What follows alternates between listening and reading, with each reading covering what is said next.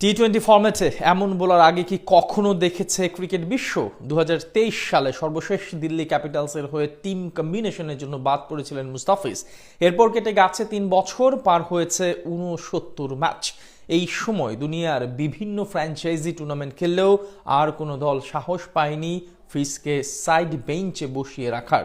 টানা 69 ম্যাচ খেলে রীতিমতো ইতিহাস গড়লেন টাইগার কাটার মাস্টার মোস্তাফিজুর রহমানের এমন কীর্তি নিয়ে বাকিটা জানবো রিপোর্ট। মুস্তাফিজুর রহমান বাংলাদেশের মুস্তাফিজুর রহমান মধ্যবিত্ত পরিবারের জন্ম। তার বড় ভাইয়ের হাত ধরে ক্রিকেটে হাতেখড়ি। সাতক্ষীরার এক প্রত্যন্ত অঞ্চল থেকে গল্প শুরু, সেখান থেকে আজ তিনি বিশ্ব সেরা।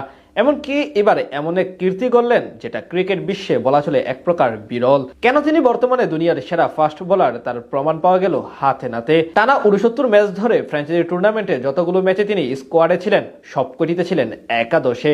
ক্রিকেট বিশ্বে এমন কীর্তি অতীতে আর দেখা গেছে কিনা তা নিয়ে আছে সন্দেহ।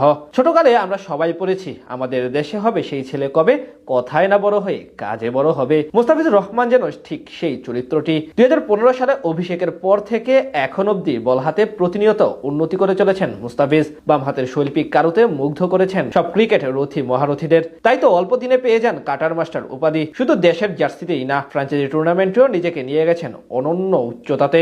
2023 সালে আইপিএলে ফিজ খেলেছিলেন দিল্লি ক্যাপিটালসের হয়ে। সেইবার ফ্র্যাঞ্চাইজিটির হয়ে কেবল 2 ম্যাচে খেলার সুযোগ পান দ্য ফিজ। টিম কম্বিনেশনের কারণে বাদ পড়েন দিল্লির একাদশ থেকে, সেটাই শেষ। এরপর থেকে এখন অব্দি যে কয়েকটি আইপিএলে যতগুলো ম্যাচে তিনি স্কোয়াডে ছিলেন সবগুলোতেই একাদশে সুযোগ পেয়েছেন। পরের মৌসুমে যান চেন্নাই সুপার কিংসে, সেখানে ধোনির দলেরও হয়ে শুরু থেকে শেষ মোট 9 ম্যাচে তিনি দলের সাথে ছিলেন এবং সবগুলো ম্যাচেই একাদশে ছিলেন। এরপর জাতীয় দলের ডিউটির জন্য অবশ্য দেশে ফিরে আসেন। পরের বার আবার দিল্লিতে খেলতে যান ফিজ। এবার তাকে বসিয়ে রাখার মতো আর সাহস দেখাতে পারেনি ফ্র্যাঞ্চাইজিটি। 3 ম্যাচের জন্য তাকে কিনেছিল তারা, আর সবগুলোতে ছিলেন একাদশে। শুধু আইপিএল না, বাংলাদেশ প্রিমিয়ার লিগ, আইএল টি20 লিগ কিংবা এলপিএল যেখানে গিয়েছেন মুস্তাফিজ সবগুলোতে একাদশে ছিলেন।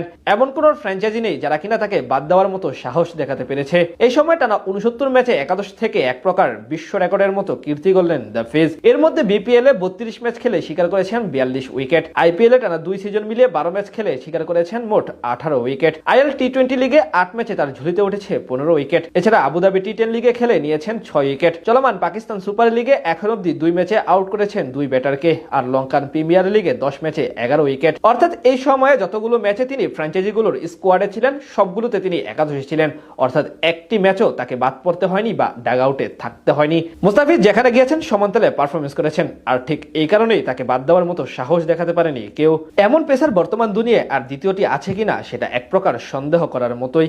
মুস্তাফিজ এই কারণেই অনন্য বিশ্ব সেরা।